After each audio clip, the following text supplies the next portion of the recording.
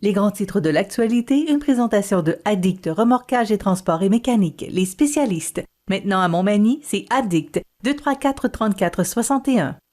Addict Remorquage et Transport, des professionnels qui peuvent vous aider dans une situation d'enlisement ou simple remorquage. Grâce à ses équipements de haute performance, Addict, c'est aussi le service de transport de tout genre et de mécanique. Maintenant à Montmagny, c'est Addict Remorquage et Transport au 234-3461.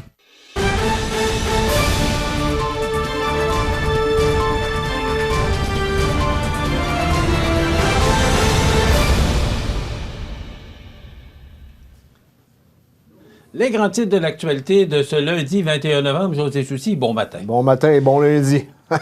Pardon? J'ai dit bon matin et bon lundi. C'est lundi ce matin. Hein? Ouais. Les lundis. Oh. Bon, attends un petit peu, parce que je t'entends pas bien. Alors, mon ami Jean, est-ce que tu peux mettre du volume que j'entende mieux mon journaliste? Même s'il est à côté, ça veut rien dire. José, Ouais. un blitz de partage à Montmagny afin de garnir les paniers de Noël.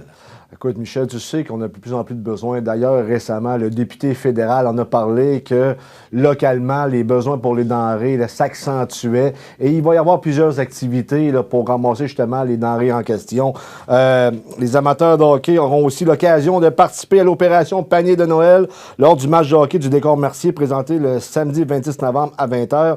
Chaque partisan qui fera un don en denrées alimentaires ou en argent à son arrivée à l'aréna recevra un coupon de participation lui donnant la chance de gagner un panier cadeau. Mais également, il va y avoir des activités avec VO2 Gym et toutes sortes d'autres activités parce qu'on le sait, les besoins sont criants. Les gens ont de moins en moins d'argent. J'en parle régulièrement. Le pouvoir d'achat du citoyen ordinaire a considérablement baissé. Bon, on a eu une petite baisse de l'essence ici. Localement, on est rendu 1,74 $, alors que hier à Rivière-du-Loup, par ailleurs, j'étais de passage. On était à 1,70 $. Je la comprends pas. Techniquement, lorsque tu vas vers l'Est, tu es supposé de payer ton essence plus cher, alors que c'est pas le cas. Je m'y perds. Je comprends pas ce qui se passe. Ceci dit, les gens s'appauvrissent, donc ceux qui ont un peu plus de moyens, là, peut-être en donner davantage à ce Noël-ci, parce que j'ai l'impression qu'on s'en va vers des années de mâche maigre. Michel, ça ne sera pas facile. Écoute, les voies des pétrolières sont impénétrables. oui, c'est le cas de dire. Je pense que ça résume ce que ça veut dire, c'est que il n'y a rien à comprendre. Exact. Là, le prix du baril est à 87 $ ce matin. Puis on paye encore 1,75 $, là, alors qu'on devrait peut-être payer aux alentours d'1,50 $. Mais il faut arrêter même plus bas que ça, se Michel, chercher. On ne comprendra jamais c'est quoi la façon de calculer. Parce que là, on dit que là, faut le raffiner, il faut faire ci, il faut faire ça, il faut aller le porter. Mais à Rivière-du-Loup, il est 5 cents moins cher. Pourtant, tu as encore 1h30 de route à faire. Donc, ça devrait coûter plus cher à Rivière-du-Loup qu'à Montmagny parce qu'on est plus près des pétrolières. Et elle est juste à côté en passant là.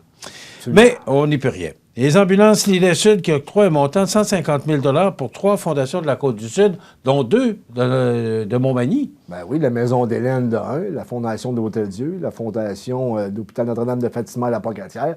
150 000, je te dirais, ça s'est fait dans une semaine et demie. On a eu 3 annonces successives sur le Facebook des ambulances de Lillet Sud. C'est ça, Lillet Sud, j'ai bien dit? Oui. Bon, et Michel, qu'est-ce que je te dise de plus ce matin que de les féliciter? 150 000 $, c'est pas rien.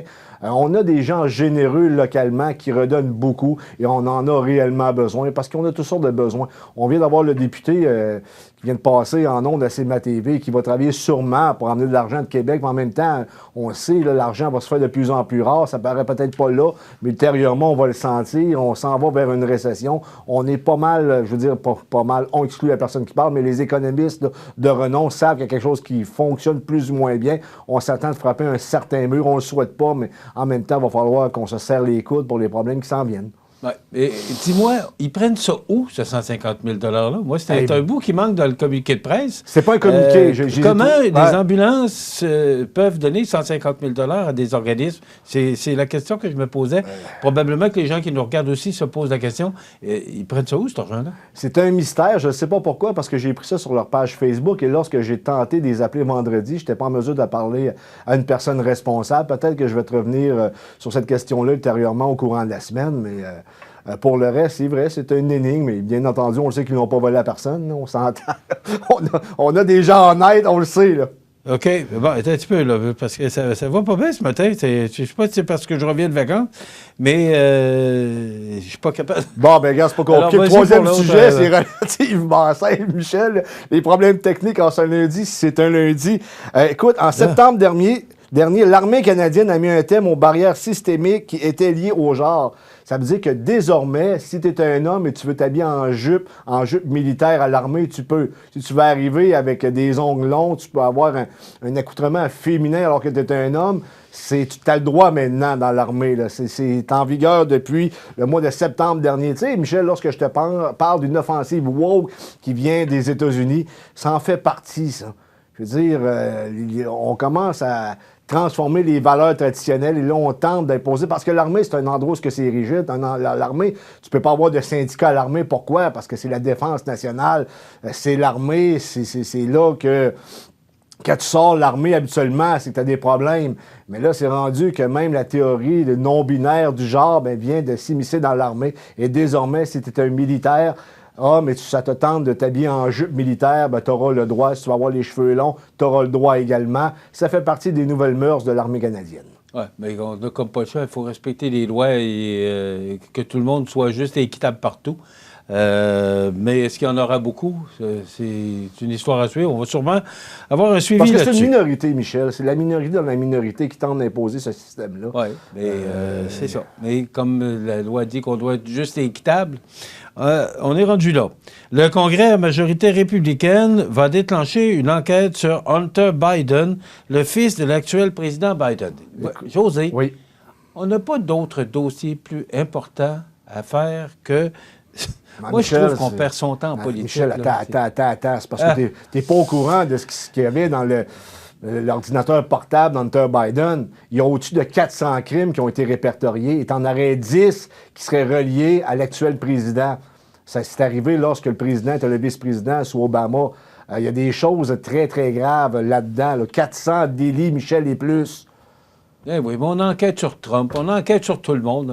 Il y a tellement de besoins et de problèmes criants aux États-Unis que est-ce qu'on a vraiment le temps de s'arrêter à ça? Je comprends ce que tu me dis, mais il faut comprendre aussi que ce pays-là va pas si bien que ça. Là. Et je parle pas de Biden, je parle pas de Trump, je parle en général. Là, que les États-Unis, José, là, ça a déjà été... un pays qui était en meilleure situation qu'il est là. Il me semble qu'il y a des problèmes plus urgents que ça. Oui, mais en contrepartie, si tes problèmes que tu vis sont reliés avec de l'ingérence extérieure, et on parle pas de gérer la ville de Montmagny, là, je veux pas être plate, on parle de gérer les États-Unis d'Amérique. Il faut que les États-Unis d'Amérique soient blancs comme neige, et visiblement, c'est pas le cas. Ou ça serait pas le cas. Je peux pas t'en dire plus, mais s'il y a eu des crimes sous diverses administrations, que ce soit n'importe quelle administration, d'Obama jusqu'à Eisenhower, nomme-les tous, il faut mettre la lumière là-dedans, Michel. Là. C'est un incontournable. Tu peux pas avoir un pays qui est géré par la corruption, si c'est le cas, bien entendu. M. Biden qui a fêté ses 80 ans hier ou samedi, c'est en fin de semaine. C'est récent, là, ouais. 80 ans. Et hier, j'entendais, il me semble que c'était à Radio-Canada, j'entendais hier qu'il a bien l'intention de se présenter en 2024. Il aura 82 ans et s'il est élu, il aura 86 ans à la fin de son deuxième terme. Merci, José. On se retrouve demain. Et vous rappelez que demain, on aura une entrevue avec Jérôme Sauvageau et Noémie Régnier, propriétaire du Bistrot d'Érable. Donc, c'est le premier projet de sociofinancement dans la MRC. C'est ce qu'on vous réserve pour demain. Passez une excellente journée. À demain.